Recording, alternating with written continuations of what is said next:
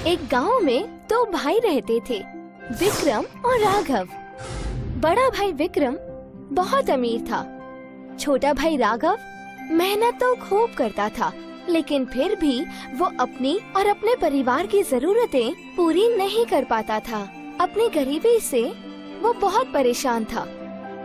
विक्रम ने पिताजी की कमाई से राघव को उसका हिस्सा नहीं दिया था, ना ही वो राघव की कोई मदद करता था। दिवाली का उत्सव था, सब जगह दियों की रोशनी थी। घर घर में मीठा, नमकीन, नए कपड़े, खुशियों का माहौल था। विक्रम के घर पे बहुत ही धूमधाम से दिवाली मनाई जा रही थी। उसके बीवी और बच्चों ने नए कपड़े और जेवर पहन लिए थे। कई तरह की मिठाइयों से, पंच पकवानों से उसका घर भर गया था। वहीं राघव के घर पर त्योहार तो क्या, खाने पीने के लिए भी पैसे नहीं थे। वो मदद की अपेक्षा से अपने बड़े भाई के घर पहुंचा। सुनो भैया, मेरे काम का अब कोई ठिकाना नहीं है। मैं परेशान हो चुका हूँ। मैं हर रोज काम की तलाश में बाहर निकलता हूँ, लेकिन मुझे मायूसी के अलावा कुछ हाथ नहीं लगता। घर पे राधा और सूरज भूखे बैठे हुए हैं। मेरी कुछ मदद करो। मेरे पास पैसे आते ही मैं तुम्हारा कर्ज लौटा दूंगा भैया। राघव, मैंने बहुत ही कड़ी मेहनत से ये ऐशो आराम कमाया है। आजकल खर्चे भी बहुत बढ़ गए हैं। तुम्हें भी कड़ी मेहनत करनी होगी। मैं तुम्हारी कोई मदद नहीं कर सकता। अब तुम यहाँ से जा सकते हो। सुनो भैया, पिताजी ने जो मेरा हिस्सा दिया है वही मुझे लौटा दो। मैंने आज तक तुमसे कभी नहीं मांगा, लेकिन आज मेरे बुरे दिन चल रहे हैं, इसीलिए मैं अपना हिस्सा मांग रहा हूँ। तुम्हारी इतनी हिम्मत कि तुम मुझसे हिस्सा मांग रहे हो?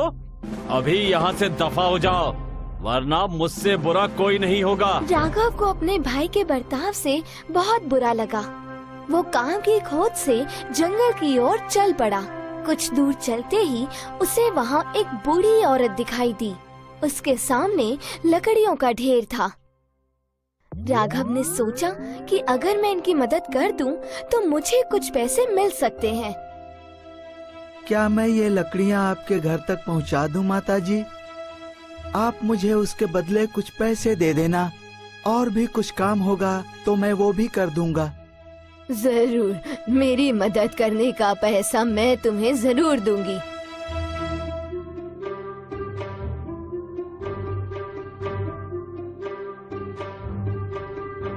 लेकिन तुम इतने दुखी क्यों लग रहे हो?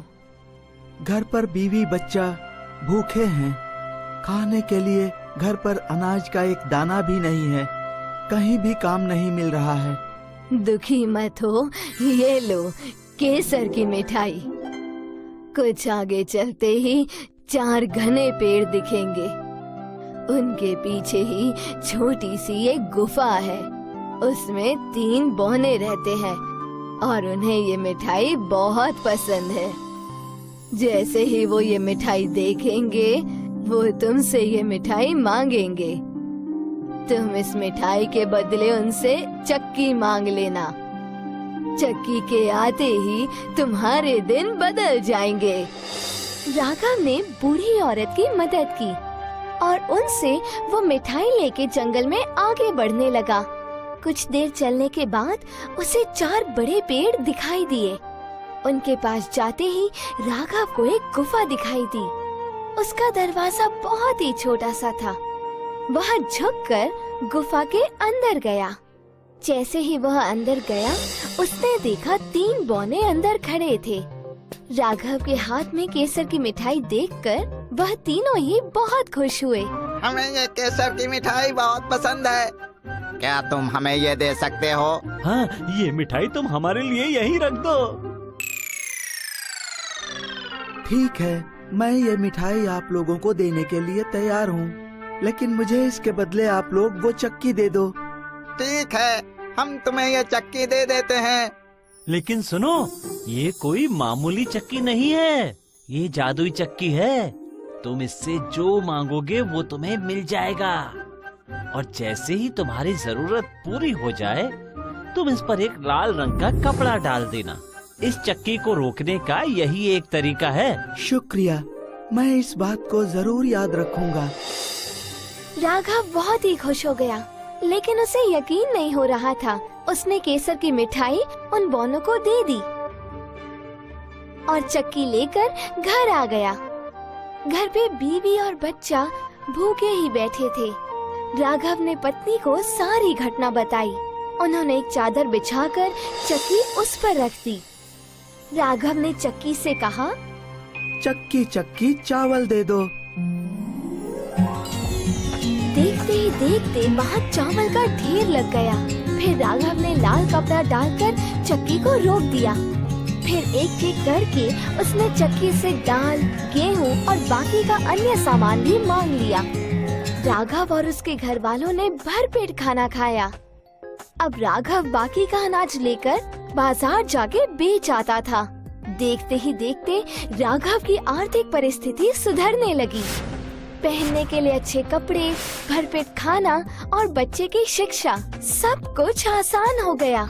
राघव ने नया घर भी बनाया। यह बात उसके बड़े भाई विक्रम तक पहुंच गई।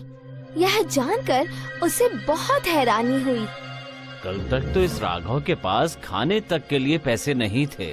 अब इतने सारे पैसे, नया घर, कपड़े, खाना पीना, बच्चों की शिक्षा, कहाँ से आया इसके पास इतना पैसा? मुझे ये राज जानना ही चाहिए। वह खाना खाने के बहाने राघव के घर गया। खाना खा के वापस ना जाते हुए वह खिड़की के बाहर रुक गया और छिपकर वह घर पे नजर रखने लगा। जैसे ही राघव ने चक्की से अनाज मांगा, चक्की ने अनाज देना शुरू कर दिया। यह देखकर विक्रम ने सोचा कि वो ये चक्की चुरा कर घर ले जाएगा। दूसरे दिन राघव अनाज बेचने जब बाजार गया तो विक्रम चुपके से राघव के घर में घुस गया। सबकी नजर चुराकर वो चुपके से चक्की अपने घर ले गया। जल्दी से अपना सारा सामान बांध लो, क्योंकि हम लोग अभी ये गांव छोड़कर जा रहे हैं। लेकिन बताइए कि हम जा कहाँ रहे हैं और क्यों? ये चक्की कहाँ से उठा ले आए हैं आप? सवाल मत करो, तुम्हारे सारे सवालों का जवाब मैं बाद में दूंगा। पहले हमें यहाँ से निकलना है। विक्रम बीवी और बच्चे के साथ अपना घर और गांव छोड़कर निकल पड़ा। दूर कहीं जाकर दूसरे गांव में जा बसने का सपना वह देखने लगा। उसने एक नाव खरीदी और अपने बीवी और बच्चे के साथ वह नाव में बैठ गया। इतनी भारी चक्की साथ लेकर और गांव छोड़कर हम क्या करेंगे?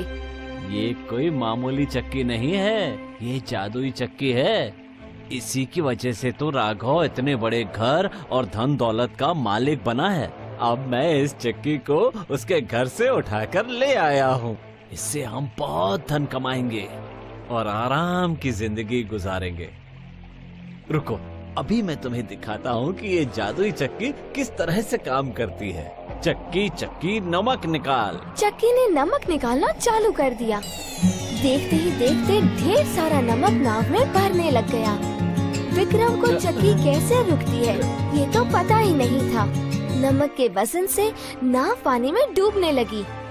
विक्रम और उसका परिवार पानी में गोते खाने लगे। विक्रम के लालच की वजह से उसे और उसके परिवार को अपनी जान गंवानी पड़ी। राघव मेहनती था, भले ही चक्की अब उसके पास नहीं थी, लेकिन आज तक चक्की ने जो भी दिया था राघव ने अपनी मेहनत से उसे दुगना कर दिया था और खुशी से जीने लगा। इससे हमें यही सीख मिलती है कि लालच